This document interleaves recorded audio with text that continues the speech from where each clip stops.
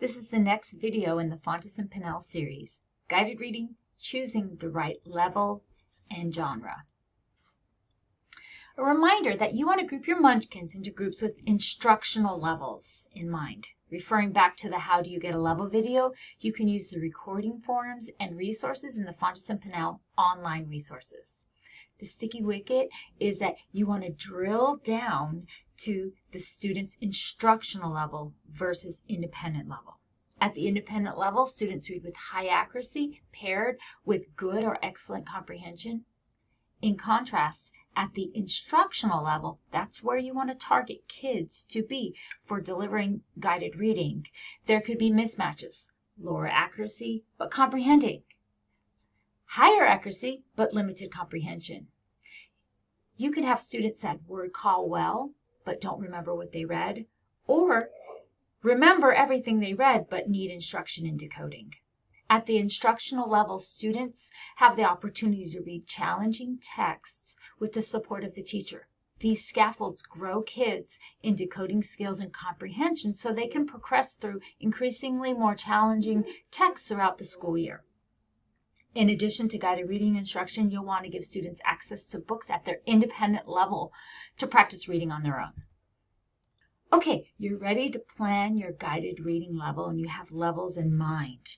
You want to pull out your lesson plans, the cards. They're 2 pages and front and back. So you want to find that card that come with the guided reading sets. Up in the right-hand corner is the instructional level and genre. Those are the 2 major pieces that you want to think about when you're selecting a guided reading text for students.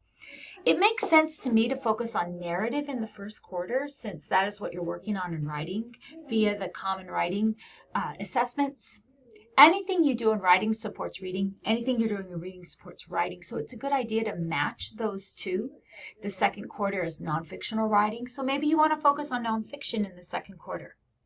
At the end of the day, you'll want to intentionally choose genres as part of the focus for your guided reading groups.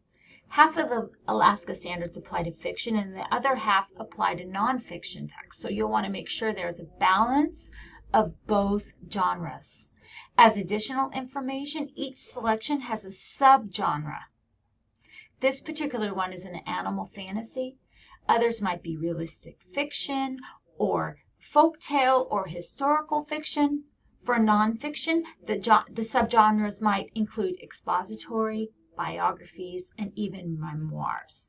The whole idea is that there is a variety of each genre and each instructional level, so you can intentionally teach the various genres.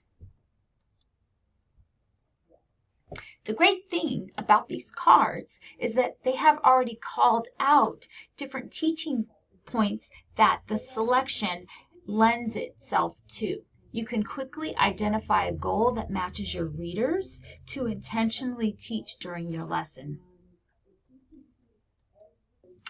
Again, the lesson cards line out everything you need to know about the text before beginning the lesson. As the teacher delivering the lesson, all you really have to do is read the text and lesson plan.